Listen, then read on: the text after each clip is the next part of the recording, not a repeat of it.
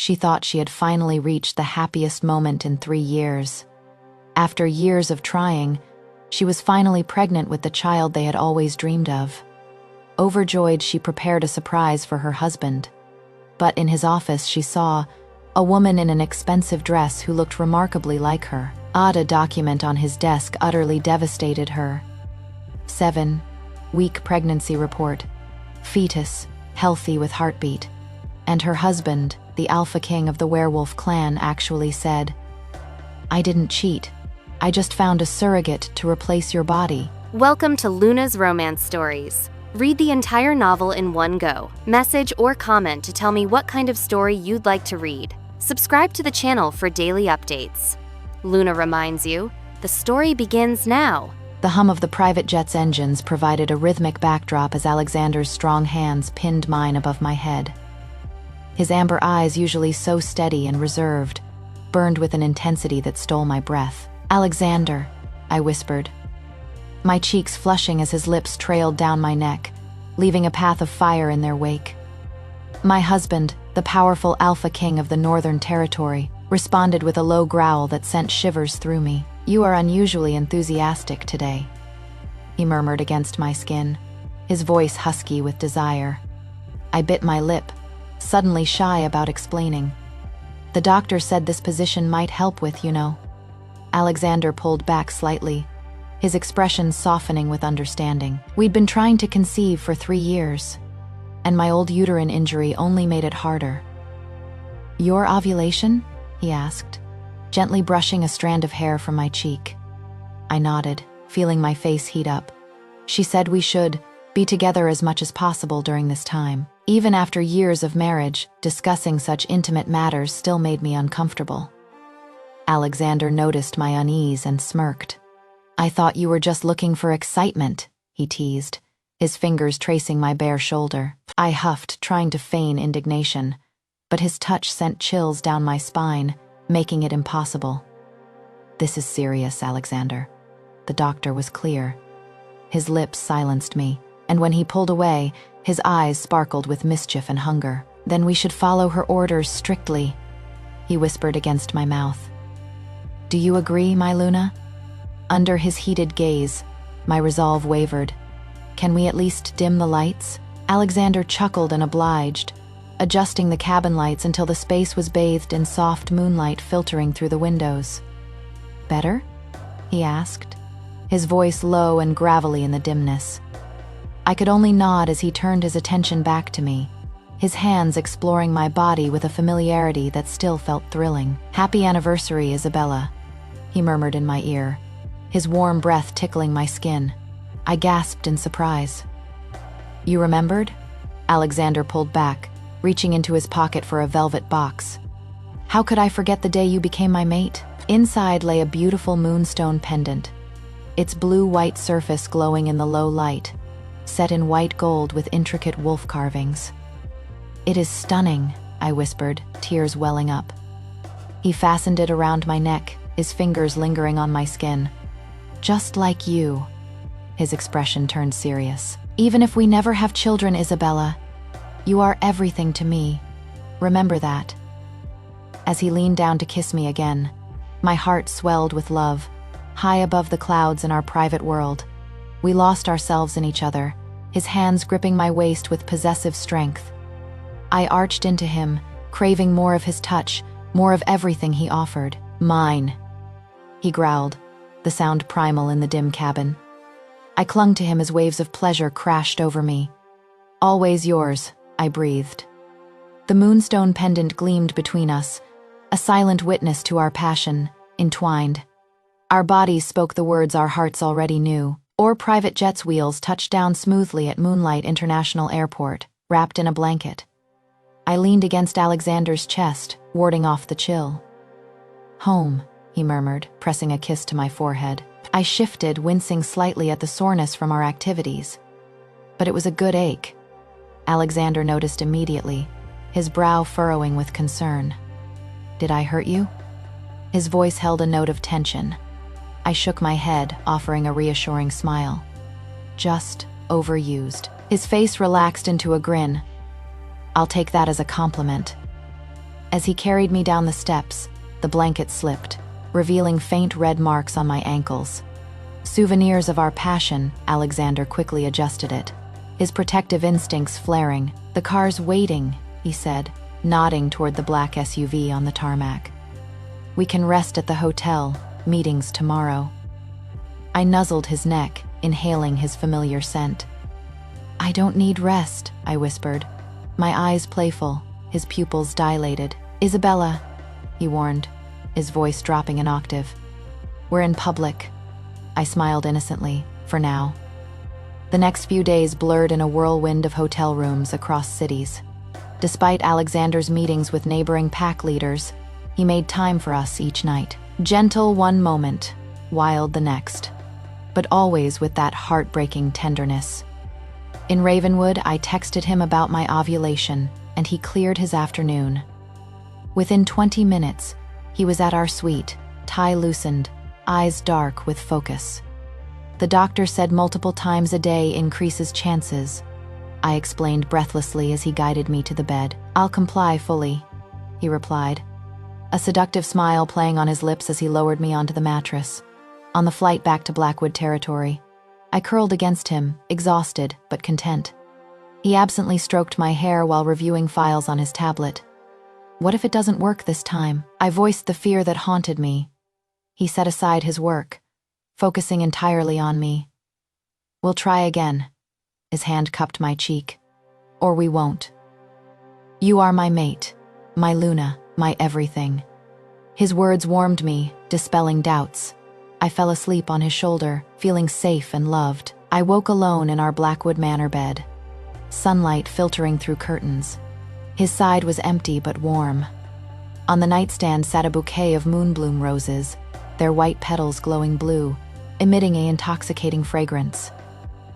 My fingers brushed the delicate petals. These rare flowers bloomed only on full moons, nearly impossible to find. Yet Alexander had procured them. Following the aroma of coffee and fresh pastries, I descended to a table laden with my favorites. Our housekeeper, Mrs. Ellis, arranged a fruit platter. "Good morning, Luna Reed," she greeted warmly. "Alpha King asked me to prepare your favorites before his meeting." I smiled, touched by his thoughtfulness. "He is gone already?" Mrs. Ellis nodded. "Urgent business with the Eastern Pack. He'll call this afternoon." Her eyes softened. "He insisted you eat and rest today. Said you've been exerting yourself." Her knowing smile made me blush. "Thank you, Mrs. Ellis." After she left, I sat and scrolled my phone. A Wolf Entertainment site's headline caught my eye. "Popular healer Victoria Hayes mystery man." Victoria was one of our pack's most sought, after female healers, awakened for years but unmated. The article featured a blurry photo of a woman resembling her walking with a tall man. His face was hidden, but his posture and expensive suit reminded me of Alexander. I zoomed in, studying his broad shoulders and confident stance. Unease stirred. I shook my head, dismissing the absurd thought. Alexander had flaws, possessive, intense. But he'd never betray me. I closed the app, banishing the idea. Emotional conflict. Isabella grapples with budding doubts about Alexander's fidelity, contrasting her deep love and trust with subtle signs of betrayal, heightening her vulnerability. Asterisk the following days, Alexander's trips grew more frequent. He returned late, exhausted, but always held me before sleep. Mornings he'd leave, his cologne lingering on the pillow. "I miss you," I said during one brief call. "I miss you too," he replied, his voice warm despite static. "A few more meetings, and I am all yours." I focused on my Luna duties, managing pack affairs and healer work. But my mind wandered to the hope growing inside me. 3 days past my expected period, a spark of possibility ignited. Could it be? I didn't want to raise Alexander's hopes. We'd faced too many disappointments, so I bought a pregnancy test, planning to confirm before telling him. In the bathroom, my hands shook as I followed instructions, placing the stick on the counter. The 3-minute wait felt eternal, pacing the tile floor. My heart raced as I peered at the window. Was that a faint line? I leaned closer, barely breathing. A knock startled me. My hand jerked, knocking the stick to the floor with a clatter. "Isabella, are you in there?" Alexander's deep voice came from outside. I froze, staring at the trembling stick in my hand. Two clear lines stared back, positive. After 3 years of trying, countless heartbreaks, it had happened. I clutched it to my chest, joyful tears flowing. My first instinct was to fling open the door and share this miracle with my mate. But past disappointments made me hesitate. So many times, delays sparked hope only to be crushed by negatives. I couldn't put Alexander through that roller coaster again. Not until I was certain. I wiped my tears, tucking the stick into my robe pocket. Taking a deep breath, I composed myself. "Yes," I called, opening the door to find Alexander filling the frame, his broad shoulders commanding. His amber eyes scanned my face, concern etched. "Your eyes are red." He cupped my cheek gently. "I was reading a sad story," I lied, changing the subject. I wrapped my arms around his neck, inhaling his pine and wilderness scent. "You've been away so much with neighboring territories. Can't you stay with me more?" Alexander leaned down, our foreheads touching. Even after years, the gesture quickened my pulse. "Once the Eastern Pack Alliance is sealed, I'll make time for you, my moon goddess," he promised softly. "But Isabella," his hands encircled my waist, pulling me closer. "I ache for you." Before I could respond, his lips grazed my neck, sending tingles everywhere. His touch was familiar and intoxicating, making focus hard. "Alexander," I murmured as his hands traced patterns on my waist. My resolve faltering. Alexander had been away for nearly 20 days on diplomatic meetings in the Northern Territory. As Alpha King, he was consumed by duties. But finally, he held me, melting away weeks of exhaustion in our embrace. But tonight, my response wasn't as fervent. I gently pushed his chest. "Not tonight." Until Dr. Elena confirmed. I didn't want to risk our future baby. My heart pounded at the thought. Our baby after so long. "Your cycle?" Alexander asked, lifting my hand to kiss my palm. I nodded, planning a surprise after checks. When I told him for real, his joyful smile would be worth it. Alexander's gaze shifted from my neck to my lips, desire flickering. "How will my Luna compensate me then?" He scooped me up effortlessly, carrying me to bed. My stomach churned. I knew his needs were strong. He always restrained his instincts, but 20 days apart must have been torture. "Alexander, really, not tonight," I pleaded, hands on his chest. "My dear Isabella," he murmured, his voice husky with restraint. "I won't force you, I just miss you. Let me hold you, cherish you." His words enveloped me like a warm hug. He lay beside me, his strong body curling around mine protectively. In this moment, his tenderness flooded me with love. "Isabella," he whispered in the dim bedroom, "would you forgive me if I made a mistake?" My gaze lingered, hazy meeting his. "Depends on the mistake," I replied cautiously. "If it is not a betrayal of trust, I wouldn't hold it against you. You know I love you more than anything." A thought flashed, though unimaginable. "Alexander, have you cheated on me?" To me, infidelity was the one unforgivable sin. Money could be remade, status regained, but a betraying man was forever tainted in my eyes. In the bedroom's low light, Alexander's face was shadowed, unreadable. I held my breath for his answer. "Isabella," his voice raspy yet sincere, "I love you, I'd never betray you." Relief washed over me as I nestled closer. His heartbeat was strong and steady against my ear. "We've been together 18 years, supporting each other through everything," I said, tracing circles on his chest. "If even you betrayed me, there'd be no good men left." He stroked my hair, his touch gentle, despite his strength. That contrast always made me feel safe and cherished. "It is late," he said, his tone inscrutable. "Let's sleep. I'll take a cold shower." As water ran in the bathroom, my mind raced to the future. The test's 2 lines dominated my thoughts. boy or girl. Either way, Alexander would be ecstatic after years of waiting. I envisioned a boy with his amber eyes and sharp jaw, or a girl with his determination and leadership. The possibilities filled me with joy. When Alexander returned, shivering from cold water, I instinctively pulled him close. His skin was cool against mine, but warmed quickly between us. "Alexander," I mumbled, drifting off. "I have a surprise for you tomorrow." Thinking I dreamed, he held me tighter, settling comfortably. "Okay," he whispered, kissing my forehead. "I'll wait." The next morning, I headed straight to Dr. Elena Vargas's clinic for tests. The wait was agonizing, each minute an hour when she finally said, "Mrs. Reed, congratulations, you are pregnant." Tears streamed down my face. Dr. Elena, who'd witnessed my 3-year struggle, understood my emotion. Her usual stern demeanor softened as she handed me a tissue. "Thank you," I choked out. Countless treatments, herbal remedies, and negative tests had worn us down. Several times, I'd feared we'd never have a child. "The baby's very small," Dr. Elena said gently but firmly. "We can only confirm pregnancy now. In early stages, take care of yourself. We'll do more detailed checks later."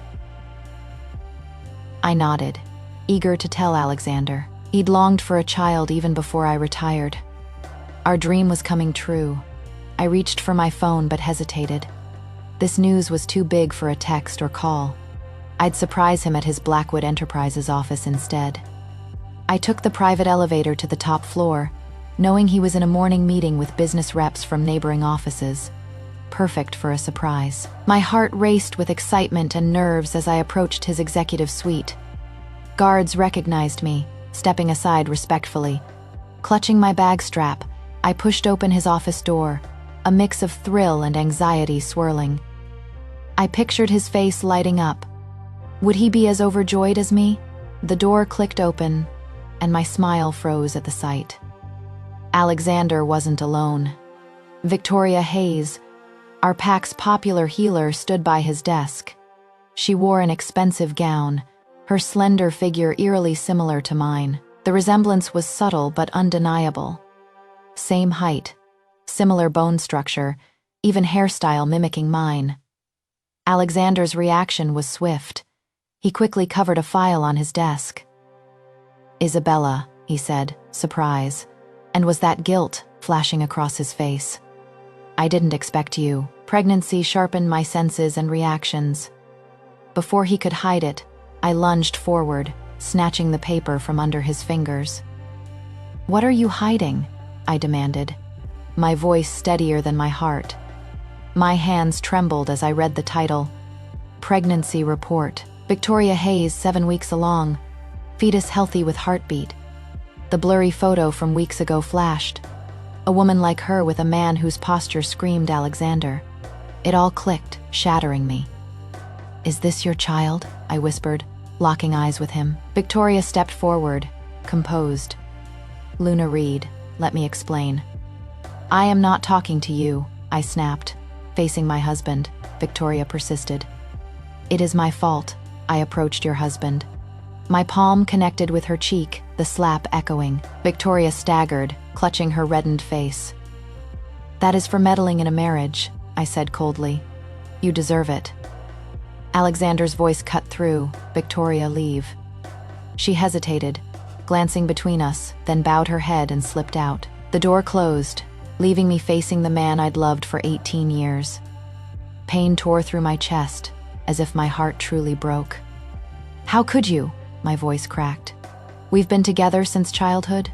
We built everything from nothing." Memories flooded, yearly struggles with Alexander, supporting each other through hardships. I'd stood by as he forged Blackwood PAC into the Northern Territory's strongest, becoming its leader. "I sacrificed my health for your dreams," I continued, hand unconsciously on my abdomen, where old injury scarred my uterus. "That accident ended my healing career. You married me right after Dr. Elena's surgery," I reminded him. "We had a perfect marriage. I gave up healing to be your wife. And now with power and status, you betray it." Alexander's amber eyes swirled with emotions. Silent, he pulled another file from his drawer, handing it to me. Surrogacy contract, the title read. The child's mine, Alexander admitted lowly. But I didn't betray our marriage with Victoria, read it. My eyes scanned the cold legalese. Victoria would receive $2 million in resources in exchange for surrogating Alexander's child through some magical means. I chose her because she resembles you, Alexander explained. I didn't want you enduring painful fertility treatments with your weakened body. Pregnancy's dangerous for you. He reached for my hand. I yanked away. Victoria leaves after birth. We'll raise the child as ours, making Blackwood stronger as if nothing happened. I slapped him, shocking myself. My palm stung. You think I'd accept a child you fathered with another woman? My voice trembled with rage. You forgot my ultimatum when we met. If you strayed, tell me directly. Tears brimmed. I can accept much, Alexander, but not betrayal. There is no affair with Victoria, he insisted, stepping closer. I love only you, Isabella. Do you? I said bitterly. What about visiting her at work? Nothing there. Alexander frowned. She called about severe stomach pain. I worried for the child. How thoughtful, I sarcasm. Will you answer her calls for 9 months? Alexander's face fell. Forgive me, he pleaded, pain in his voice. I love you, Isabella. I just wanted an heir. You did too. That is why you quit healing, trying so hard. He didn't know I was pregnant now, but he'd fathered with another. He pulled me into his arms, his familiar scent overwhelming. There is no emotion between Victoria and me. My heart's yours. I pushed his chest, creating distance, then terminate her pregnancy. Alexander froze. I saw his internal struggle, instinct to protect his bloodline versus saving our marriage. I can't, he whispered finally. I drew a deep breath. Terminate it, and I'll pretend nothing happened. I still love you, Alexander. I want to save our 18 years. My hand rested on my swelling abdomen, our child inside. You deserve a chance to make amends. Alexander's jaw clenched. This child is vital for my legacy as Blackwood Alpha. Pain stabbed me. I shoved him away, wiping tears. You can't have both. I won't tolerate betrayal of our marriage. Since you won't give up your child with Victoria, I am leaving. We should divorce. No, Alexander grabbed my hand. I can't live without you, Isabella. I pried his fingers off, voice soft but firm. I gave you a chance. I flung Victoria's report at his face, the edge drawing a thin line of blood on his cheek. Without looking back, I left the suite. Plot reversal. Isabella's joy at her own pregnancy turns to heartbreak upon discovering Alexander's secret surrogacy, forcing her to confront betrayal and choose dignity over love, igniting her path to independence. Alexander followed me back to Blackwood Manor. Methodically, I moved through our bedroom, pulling clothes from drawers into a suitcase. Surveying the room, pain twisted my heart.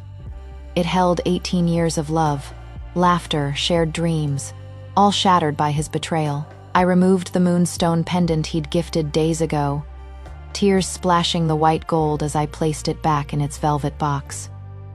Does our marriage have to end like this? Alexander asked from the doorway, his voice hollow. I didn't sleep with another woman, he insisted. I haven't stopped loving you. My heart's yours, Isabella.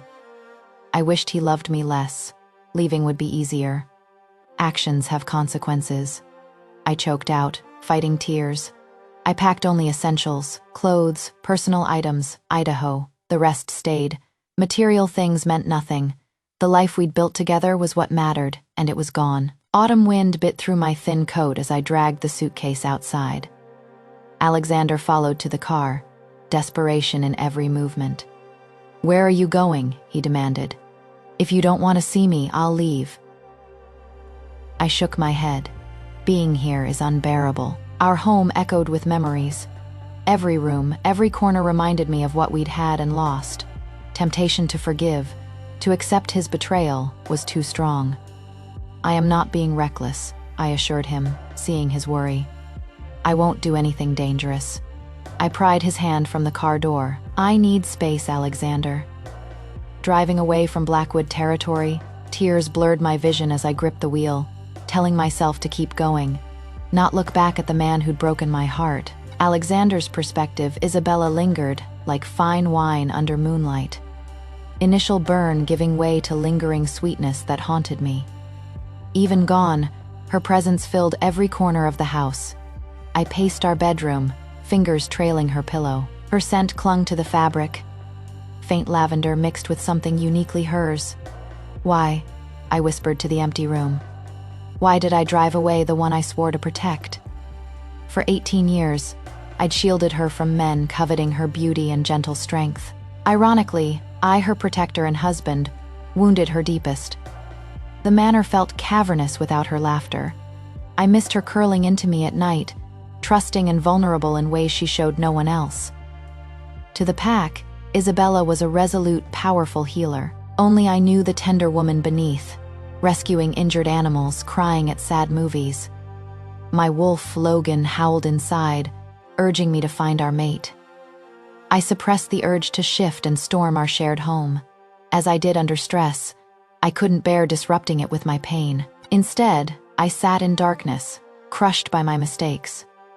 Next morning, Marcus Reed entered my executive office, reporting stoically, "Alpha King, I've confirmed Luna Reed checked into Silver Crown Hotel's presidential suite," he said at attention. "She has called healers in neighboring cities, apparently planning to resume practice."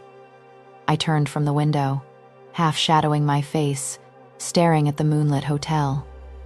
"Block it," I commanded lowly. "Ensure all institutions know not to hire her." Marcus's composure cracked. "Surprise flickering, sir. This seems what?" I pressed. "Unlike you," he said carefully. "And it might backfire with respect. It could push Luna Reed further away, not bring her home." I laughed, the sound hollow even to me. "You think I don't know my mate Reed? Isabella's lived in comfort and safety for years. She has forgotten struggle." I traced the smooth desk where her hand rested yesterday. "She'll soon realize she needs my resources, my protection. The harsh reality of independent healing will wake her in days." Marcus shifted uneasily. "If not, she will," I insisted. "She is coming home where she belongs." My gaze sharpened on my beta. "Also, tell Victoria Hayes to stay put. She is just the surrogate. Her only tie to me is the child in her belly." "Understood," Marcus replied, doubt lingering in his eyes. "Isabella's my mate," I murmured, more to myself. "She'll return. She has nowhere else." Isabella's perspective after Blackwood Manor's warmth. Silver Crown Hotel's presidential suite felt cold and impersonal.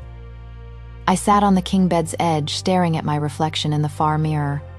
Who was this woman with red eyes and trembling hands? For 3 years, I'd devoted myself to bearing a Blackwood heir. I'd quit healing at my peak to focus on family with Alexander. No regrets, truly. But now I saw how foolish it was to pin all hopes on a husband, even one who'd seemed as devoted as Alexander. My phone buzzed with another rejection email. 7 healing institutions today. "Mrs. Reed, we're sorry," the clinic director said, no apology in his tone. The last position filled. I wasn't naive. Alexander's influence spanned the Northern Territory. He was systematically cutting my options, forcing me back. Realizing he'd use business tactics against me, his wife of 18 years, hurt more than learning of Victoria's pregnancy. "You miscalculated, Alexander," I whispered, hand on my abdomen where our child grew. "I am not as helpless as you think. Options limited, but not non-existent. I had my skills, my healing talent. I could start small, rebuild my reputation." The thought of facing Alexander and Victoria's child daily made me nauseous. How could I look at that child without remembering his betrayal? I pulled out my laptop, searching independent healing practices. If Alexander thought I'd crumble easily, he'd soon learn otherwise. In the dead of night, I made my decision. I couldn't keep this child. I couldn't bear Victoria forever linked to Alexander through a child. She'd be a constant presence, reminding of his betrayal. And our child, how to explain their father had another with someone else. It'd be endless turmoil. Tears streamed as I placed a hand on my belly. I am sorry. Baby, it is your misfortune to be born to someone like me, I sobbed. The names I'd chosen, Emma for a girl, Noah for a boy, would never be used. All dreams of Alexander holding our child. His smile at Daddy first time shattered. Your father chose another to bear his heir, I told the unborn.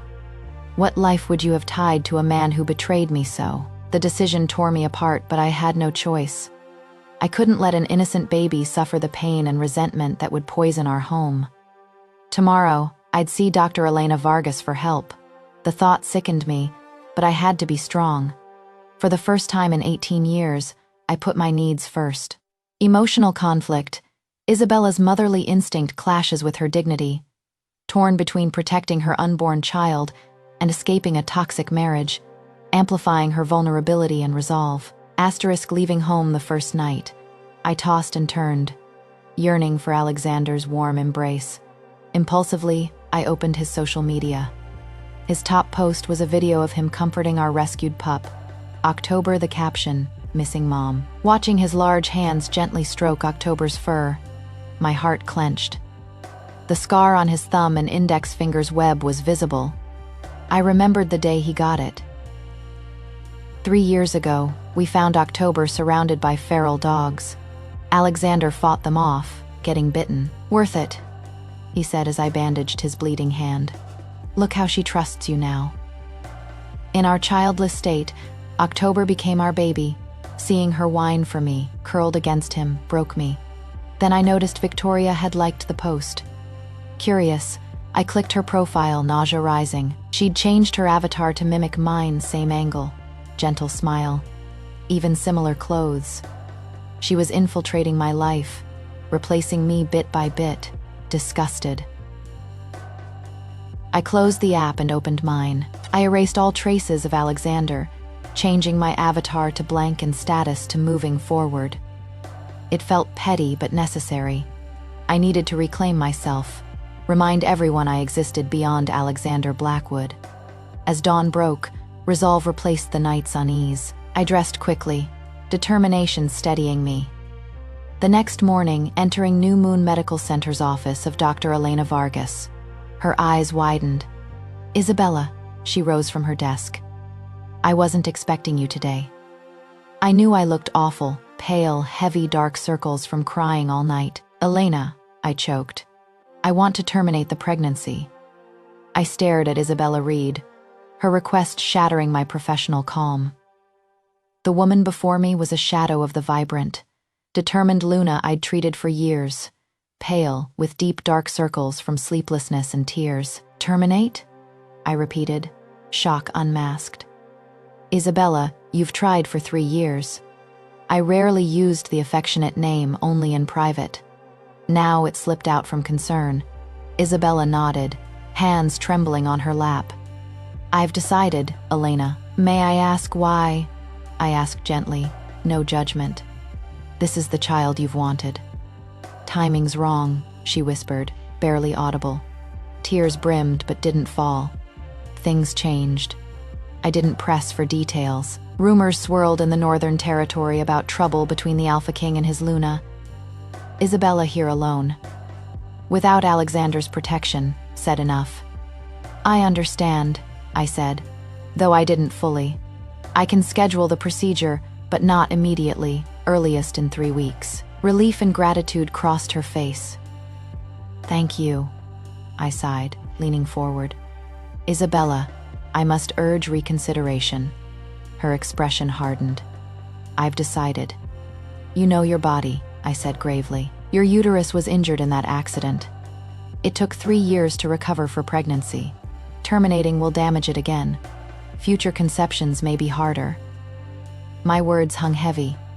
Isabella's hand instinctively went to her abdomen, a protective maternal gesture contradicting her intent. I know the risks, she said finally. Please schedule it. Isabella's perspective leaving New Moon Medical Center, Elena's words echoed, 3 weeks. She gave me 3 weeks to rethink this agonizing decision. Autumn wind pierced my thin coat. I wrapped it tighter, hand gently on my still, flat abdomen. I am sorry, I whispered to the life growing inside. I am so sorry. The child was innocent in all this. I'd already loved it deeply, this miracle rooted after years of effort. But how to raise it alone? My life so unstable. How to give it the life it deserved? I wandered the center's gardens aimlessly, finding a secluded bench under a willow. Golden leaves fell around me, nature's gentle reminder of impermanence. Should I sacrifice my future for this child? Alexander betrayed me with Victoria. Could I endure raising hours while watching him build a family with her? Suddenly, clarity hit. This child was my only chance to escape a doomed marriage and rebuild. If I waited for birth, I'd be trapped forever. Over 3 years, Alexander dismantled my career and social ties. He encouraged quitting healing to focus on pregnancy. I agreed, thinking it temporary for our family dream. Now I saw the truth. He'd isolated me, made me dependent. No career, no income, powerless. I refused entrapment in a life of reliance, weakness, at a man's fickle mercy that could leave me with nothing. Sadness faded from my eyes, replaced by steely resolve. If this path closed, I'd forge another. Alexander's influence dominated the north but couldn't reach everywhere, especially not the east. I pulled out my phone, scrolling old contacts until finding the name, Dominic Sinclair. Memories surged. 3 years ago during the Silver Plague, we worked side by side. Our professional synergy was instant. Our combined healing techniques saved countless lives when traditional methods failed. The mission made us renowned in medical circles, our work praised in journals and studied in schools. Alexander hated it. I still remembered his poorly masked jealousy whenever Dominic's name arose. To appease him, I publicly affirmed my marriage loyalty and family plans at an awards ceremony. Reuniting with Dominic for a healing project would be the perfect comeback. His Eastern influence could shield me from Alexander, letting me rebuild my career and independence. I stared at his contact, finger hovering over message. Would he remember me? Care about my plight? Deep breath. I typed a simple message. Hello, Dominic. It is Isabella Reed. Hope you are well. Considering returning to healing, can we discuss potential collaboration? Before hesitating, I sent it, heart pounding. To my surprise, a reply came almost immediately. I am here. Then a second, I've been waiting for you. I stared at the screen, puzzled by the cryptic response. Waiting for collaboration, or more. Can we meet to talk? I typed, hands shaking. Yes, when and where? I bit my lip, weighing options. North was too risky.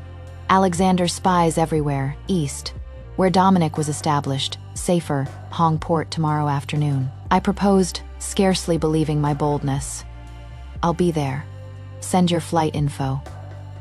I booked the earliest flight to Hong Port, emotions churning, anxiety mixed with hope. Was this reckless, flying to Hong Port without a solid plan?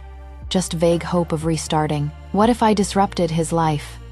Dominic had vanished from public eye after our mission, suggesting he preferred solitude over spotlight. Yet his immediate response suggested otherwise. I've been waiting for you. The words echoed as I packed a small overnight bag. The flight to Hong Port passed in anxious anticipation. I dressed simply, jeans, loose blouse, heavy coat against autumn chill, hair in a ponytail, no makeup. Landing at Moonlight International's East Terminal, I spotted a familiar figure by a sleek black car. Dominic Sinclair towered, more striking than memory. Youthful innocence replaced by mature elegance befitting Southern Territory's Alpha King. Angular features sharper, lean frame stronger, presence commanding. Isabella Reed, his deep voice rumbled as I approached, sending chills down my spine.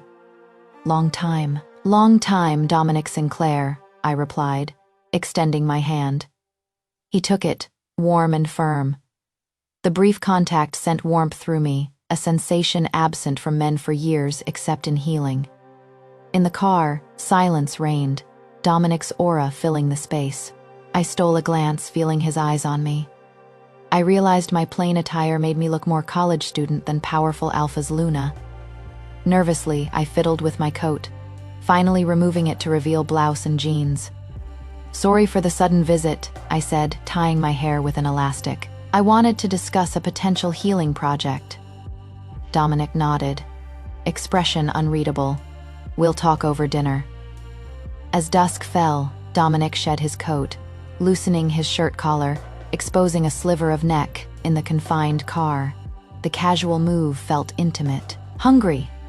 he asked, dark eyes appraising me. "No, thanks. Ate on the plane." My words unfinished, my stomach growled. Dominic's mouth twitched, a hint of smile on his usually stern face. "Let's eat." It was a statement, not suggestion. He took me to Silver Fang Restaurant, a quaint, elegant spot overlooking Hongport's shimmering waters. To my surprise, he ordered northern dishes, reminding me of home. Seated in a private booth, he gestured to my heavy coat. No need for that inside. I removed it, feeling oddly vulnerable under his gaze. In dim light, Dominic's demeanor shifted. Reserved gave way to relaxed yet focused intensity. He murmured, voice low and magnetic. "What do you want?" His eyes lingered on my bare wrist, where a faint indent from my wedding ring remained. The helicopter hovered over Hongport, offering stunning city views below. Suddenly, the night sky burst with lights, forming a phoenix rising from flames, shape vivid. "Beautiful," I whispered, captivated. Dominic's voice came from behind, deep and resonant. "The phoenix rises from ashes, stronger than before." I turned slightly toward him. Colored lights danced on his face, thoughtful. "Like you've done," he added, dark eyes meeting mine. "Your healing gifts are extraordinary, Isabella, and they still can be." His words touched something deep, stirring buried memories. "I dreamed of healing entire packs," I confessed, "before everything changed." "What stopped you?" Dominic asked, his breath warm on my ear. I gripped the seat, emotions long suppressed surging. "Alexander came along," I said. "He wanted me focused on being his Luna, bearing an heir." Dominic stayed silent, his steady presence encouraging continuation. "I remember young Alexander," I whispered softly. "We sat on our first tiny apartment's roof under moonlight, his face so earnest." The memory ached. "One day," he promised, holding my hand, "I'll give you everything, a better life. You'll never worry again." We struggled then, young alphas building our pack from scratch, working endlessly to claim territory. I believed him fully, I said. I trusted his vision for us. The sky phoenix spread wings, trailing fire like a comet's tail. He delivered, didn't he? Dominic asked neutrally. Yes, wealth, status, powerful pack. I turned to face him, yet somehow gaining it all. Weeks blurred into a tense haze as I navigated my fragile new reality in Hongport. Dominic's support was a lifeline, steady, unwavering, a stark contrast to the chaos Alexander had unleashed. We'd begun collaborating on a healing project aimed at combating a rare wolf plague in the eastern packs. My skills rediscovered and honed under his guidance. Yet, the weight of my pregnancy and the looming termination decision pressed on me like an invisible chain. Victoria's shadow loomed larger than ever. Whispers reached me through pack networks. She was parading her surrogacy, subtly undermining my position as Luna, even as Alexander's influence tried to pull strings from afar. One evening, as I prepared for a meeting with the lawyer Dominic had arranged, a package arrived at my temporary apartment. Unsigned, it contained a seemingly innocent herbal tea blend, labeled as a soothing remedy for stress, with a note suggesting it from a fellow healer. Trusting my instincts but exhausted, I brewed a cup. The first sip tasted off, a bitter undercurrent hidden beneath floral notes. Within hours, cramps seized my abdomen, sharp and unrelenting. Panic surged as blood stained my clothes. Rushing to the nearest clinic, Dr. Elena's words echoed mockingly. The risks of my injured uterus. Tests confirmed the worst, a miscarriage, induced by a toxic herb laced in the tea.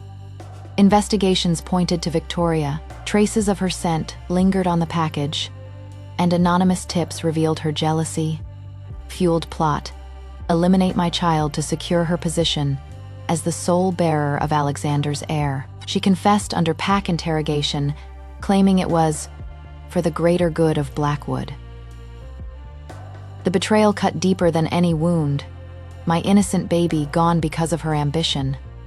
Alexander arrived in Hong Port like a storm, his face etched with raw agony. "Isabella," he pleaded, bursting into the clinic room where I recovered. His amber eyes, once my anchor, now brimmed with regret and desperation. I didn't know, I swear, I would have stopped her. Our child, our future. He fell to his knees, hands reaching for mine, but I recoiled, the pain too fresh, too visceral. "You created this monster," I whispered, voice cracking but resolute. "Your secrets, your choices, they led to this. Our baby is gone because of the world you built around lies." Tears streamed down his face, a broken alpha stripped of his pride. "Forgive me. I'll end it all. The contract, her influence. Come home. We can start over." But his words rang hollow. The man who'd isolated me, controlled me, now begged for mercy. Motherly grief warred with my dignity. But resolve won. "No, Alexander. You've taken enough. My career, my trust, my child. We're done." I signed the divorce papers that day, severing ties with clinical precision. No lingering calls, no final glances. I blocked his number, changed mine, and instructed pack allies to bar him from my life. Clean, final, like cauterizing a wound. Emotional conflict. Isabella's maternal loss amplifies her vulnerability, pitting raw grief against unyielding dignity, as she rejects Alexander's remorse to reclaim her power. Asterisk in the aftermath of the miscarriage. A profound emptiness settled over me like a heavy fog, muffling the world and amplifying the echoes of my grief. The days blurred into one another, each one a battle against the waves of sorrow that threatened to pull me under. I'd relocated fully to Hong Port, accepting Dominic's offer of a guest suite in his villa, a spacious, sunlit space overlooking the sea that felt worlds away from the oppressive shadows of Blackwood Manor. Yet, even here, the loss of my child haunted me.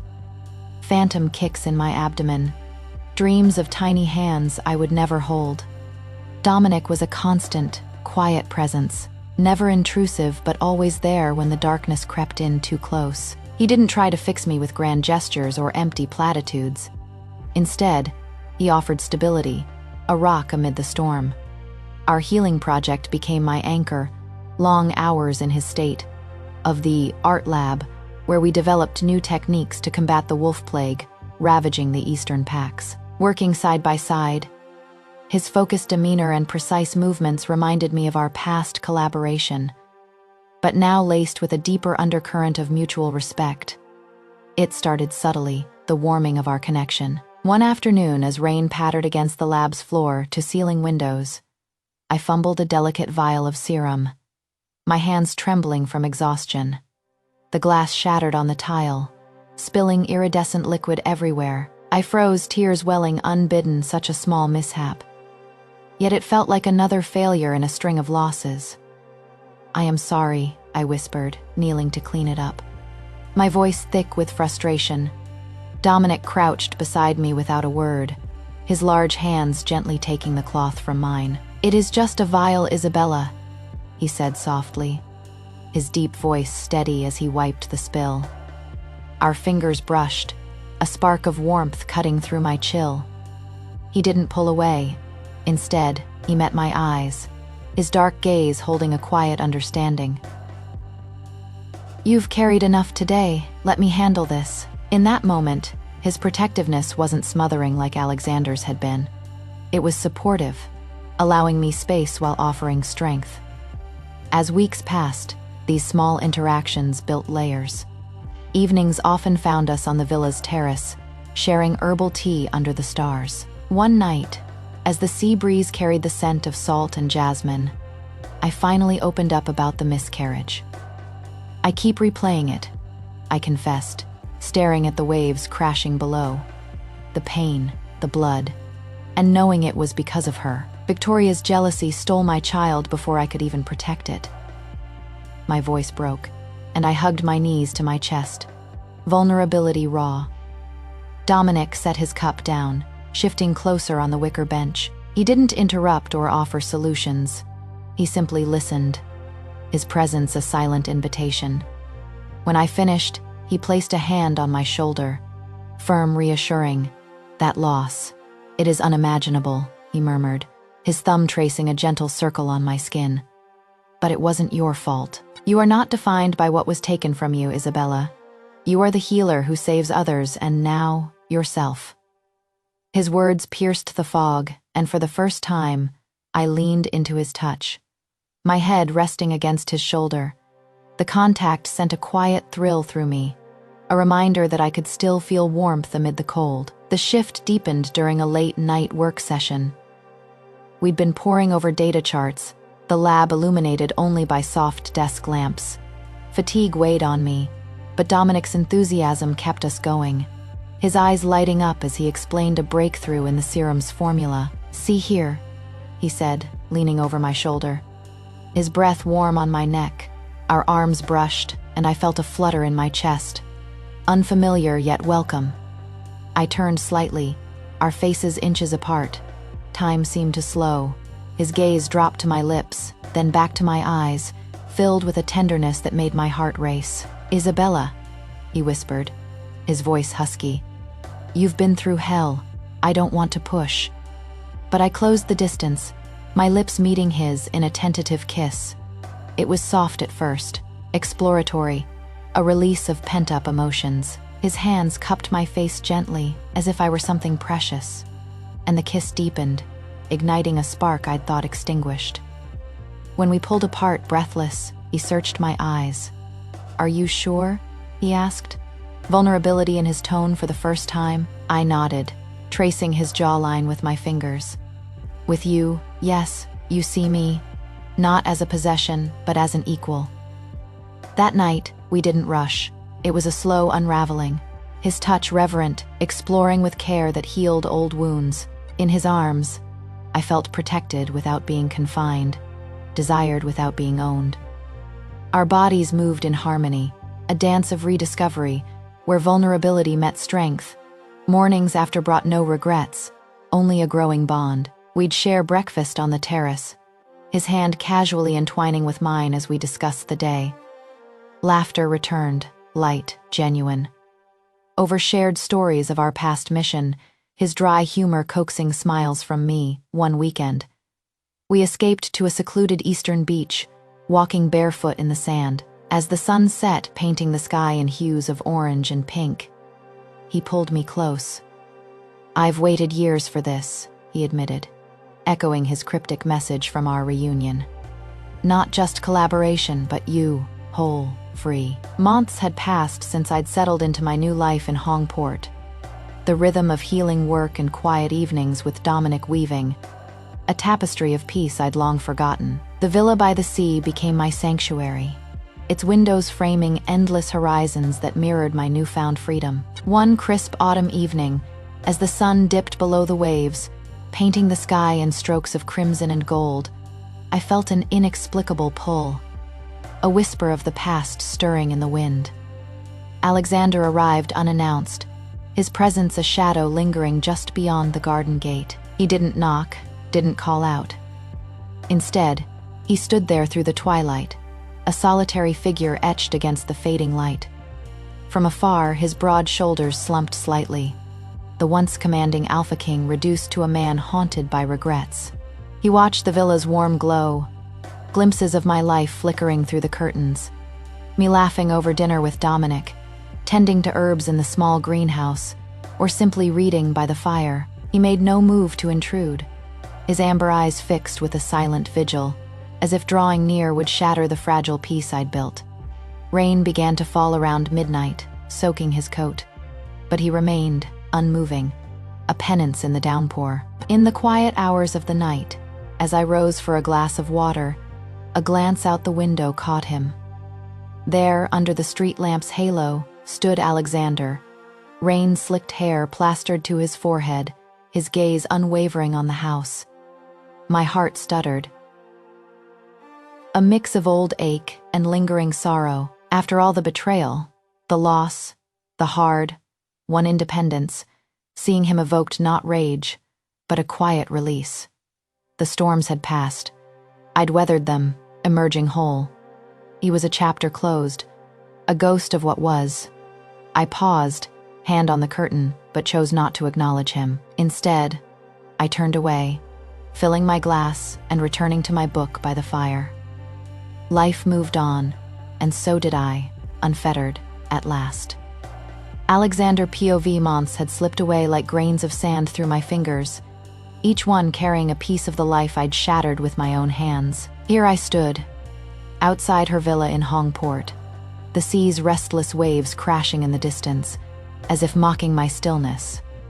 The rain started as a drizzle, then poured in earnest, soaking through my coat, chilling my skin. But I welcomed it. Let it drench me. Let it wash away the illusions I'd clung to. Isabella, my Isabella, or so I'd called her once, when she was mine to hold, to protect. But who was I kidding? She was never truly mine. I made her a prisoner in a golden cage, and now she'd flown free. I watched the warm light spilling from her windows, fragments of her new world teasing me like forbidden glimpses into paradise. There she was, laughing. God, that sound, even imagined, pierced my chest, with him. Dominic Sinclair. The man who'd stepped in where I'd failed, offering her the equality I'd denied. Her silhouette moved gracefully, tending to herbs in that little greenhouse she'd mentioned in passing during our last bitter conversation.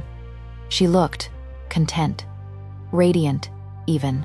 No shadows under her eyes, no weight on her shoulders. Had I ever seen her like that with me, truly free, unburdened by my possessiveness, my endless demands for heirs and loyalty? Regret clawed at my throat, a beast I'd unleashed upon myself. How had I let it come to this? I remembered the day I signed that cursed surrogacy contract, convincing myself it was for us, for our legacy. She'll understand, I'd thought. It is just a means to an end. But it was betrayal, plain and cruel, wrapped in excuses. And then the miscarriage. Our child lost because of Victoria's poison, a monster I'd enabled with my secrets. I could still hear Isabella's sobs in my nightmares, feel the cold finality of her gaze as she signed those papers. "You've taken enough," she'd said. Enough? I'd taken everything. Her trust, her dreams, her unborn baby. What kind of alpha, what kind of man, does that? The rain hammered harder, blurring my vision, but I didn't move. This was my vigil, my silent atonement. I wouldn't knock, wouldn't beg for entry into a life she'd rebuilt without me. She'd cut me out cleanly, blocked every bridge I'd burned trying to control her, and she was right to. Look at her now, thriving in her healing work, partnering with Dominic not as a shadow, but as an equal. Their hands intertwined in the window's glow. Did it twist the knife? Yes, but it was a pain I deserved. She'd found peace, and who was I to shatter it again? As the night deepened, memories flooded unbidden. Our first rooftop promise under the moon, her gentle touch bandaging my wounds, the way she'd arch into me with abandon. Gone, all gone, because of my fear of sharing her, of not being enough without an heir. Irony bitter as the rain on my lips. In trying to hold her too tight, I'd lost her forever. Dawn would come, and I'd leave, a ghost fading with the mist. But tonight, I'd stand here, bearing witness to the woman I'd loved and broken. Forgive me, Isabella, or don't. Just be happy. That is all I can ask now.